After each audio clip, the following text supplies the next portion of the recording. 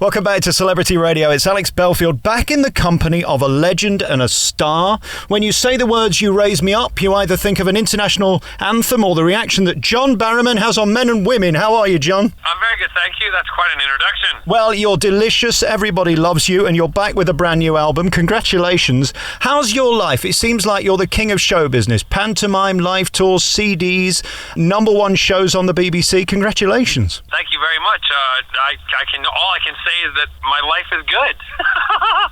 My life is very good, and I'm absolutely appreciative of the position that I'm in, and I love what I do. Every day is a joy getting up and going to work, and so I wish I could say to you, oh, I don't like it, but I'm loving it. I don't know how I managed it. If that's what you're hearing, that's great, and if I could bottle it, I would, and I'd be a gazillionaire.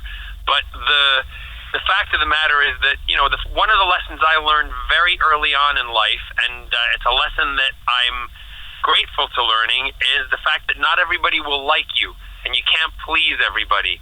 And once you accept that, it's much easier to do what you love to do and to get on with it. Because what I call the haters and the people out there that are that don't like me, that's their prerogative.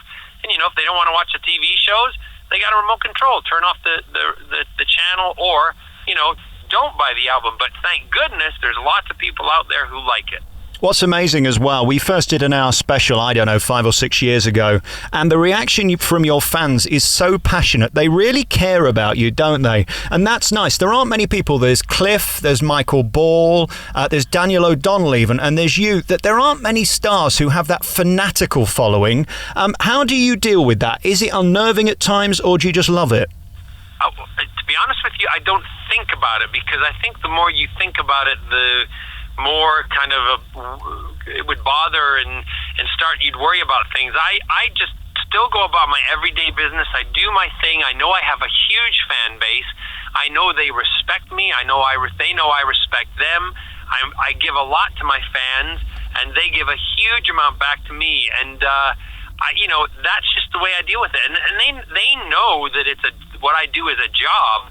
But the difference is they know that I love it. They know that I enjoy performing, which comes across to them, and I think that's what they get from me, is that energy, that kind of joy that happens when they watch me or they come to see me.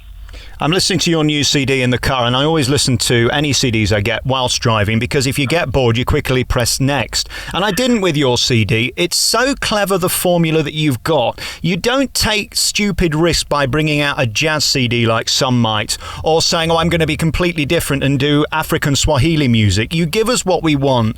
And in this CD, we really get to hear your voice at its best. You're the epitome of a Broadway leading man, and that voice is still there. It must be a relief when you open your trap that you can still do it. Yes, it is, except I've got a cough at the moment, which I open my trap sometimes at the moment, and an allergy is causing me to cough. But what you just said is exactly right. I'm a businessman, and I'm not going to go off and do a jazz album or an album in Swahili. I am going to give my audience exactly what they expect of me, which is big songs sung in a big voice with a key change and a big orchestra and some up tempos that you can drive with the windows down. Put it this way, you're going to get what it says on the tin, and you couldn't have said it better. Well, if I could sing properly, I'd like to sing like you. The way you deliver these songs is so fascinating. I mean, You Raise Me Up is a title track on this album, and you do it in your own way. You tell a story. It's interesting. Even Mandy, the words sort of ring more true when you do it. How is that? Is that sort of the theatrical side of you, that you act the songs, or how do you make them more stories than other people deliver them? I've never been answered that. I've never been asked that before. I think it's because I live, this is going to sound bizarre, I live the lyrics when I'm doing it. I am telling a story. I'm a storyteller. And every song is a story.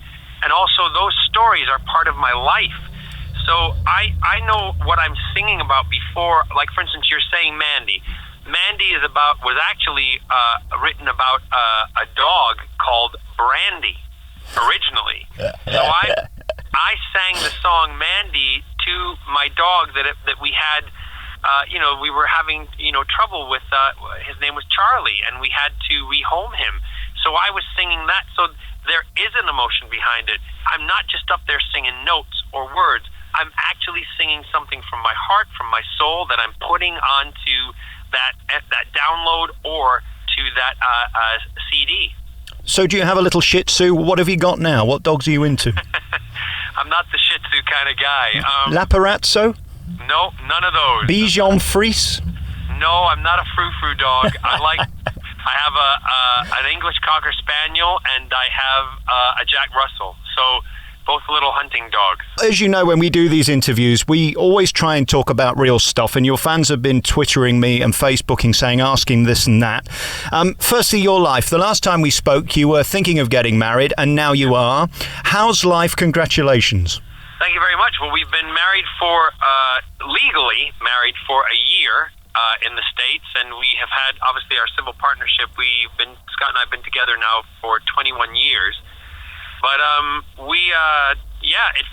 life is really the same. But the day that we did it was the most amazing day, because we woke up and we were in bed, and we turned the news on, and my sister rang me, and she said, "It's passed. The bill is passed." And I leaned over, gave Scott a kiss, and then I said to him, "We have to get married, and let's do it tomorrow." And so we went down to the local registrar's office in Riverside County, and it's just outside of Palm Springs.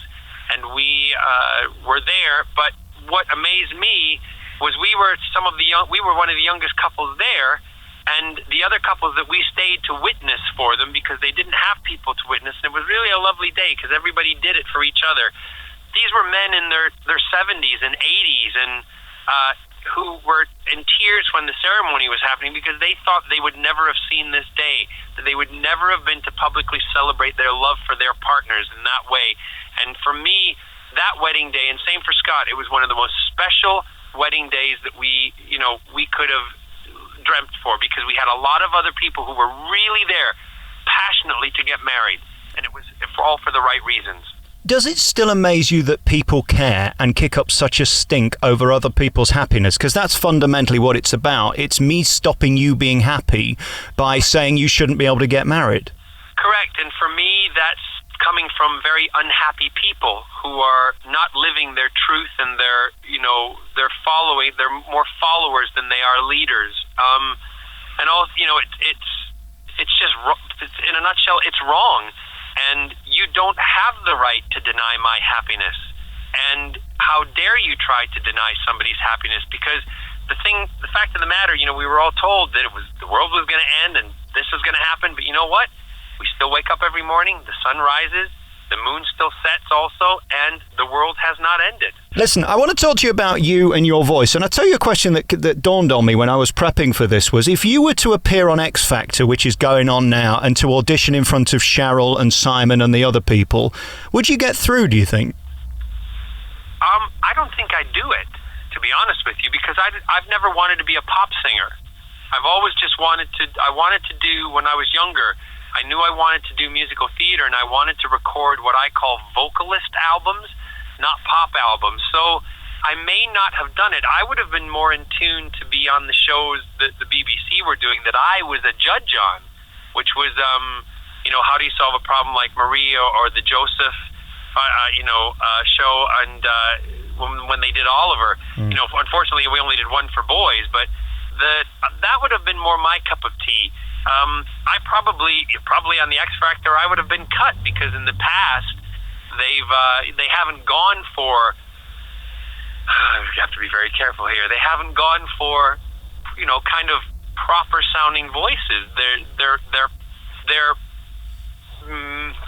some of them are quite manufactured, if you know what I mean. So you're thinking it's more of a personality competition than a singing competition? Well, a part of being in the entertainment business, 50% of it is personality, and particular to be a pop star. Depending on, don't get me wrong, there are a lot of pop stars out there who are phenomenal singers, and they are excellent personalities, but there's a lot of them out there who are rubbish and can't sing, and they do it through a voice digitizer and a computer. And that bothers you. I noticed those shows aren't... Well, it doesn't bother me. What bothers me is when people are commenting on it, and they're they're commenting themselves on it, on people's live performances, and those people can't sing or hold the tune themselves. Would you consider being a judge on a show like X Factor then, or would that not be for you because it's not about that? No, I would love to be a judge on X Factor. I absolutely think it would be great, because I would give my really, utmost opinion, because, when they comment on, oh, I didn't like your outfit or your performance, that's not their choice. That's the producer's choice. So don't comment on that stuff. Comment on their voice, on their singing, on their pitching. That's what you need to comment on. Are the musical shows dead? Will they be looking for another Nancy, do you think? Oh, I don't know. That's, again, not my decision. I'd be, I would love to think there's another one there, but, who knows? It might be something down in the future that might happen, but, maybe I could choose which show it could be. I don't know.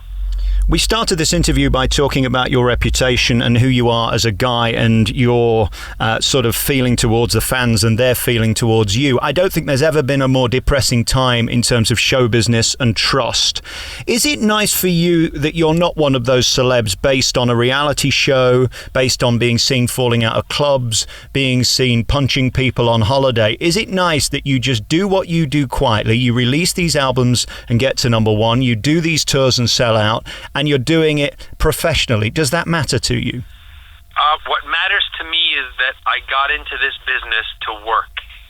I didn't get into the business to become a celebrity. What matters to me is that it's icing on the cake that I have become famous, that I have celebrity that has been added to my career, along with the training that I've had and the background and the work that I've done. I love being a celebrity because it's been given to me. It's a gift.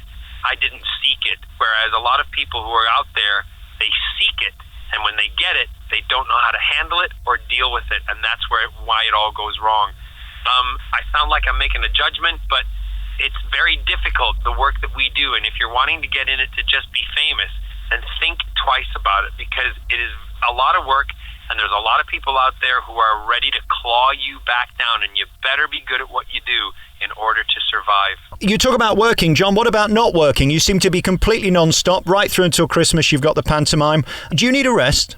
I do get rests, but I do not work all the time, because a lot of the stuff that I do, we map it out. For instance, when Pressure Pad comes on in the fall, and also my veterinary clinic show that we produced, I've already recorded those. Those are done. So during those periods, I will have a bit of a rest.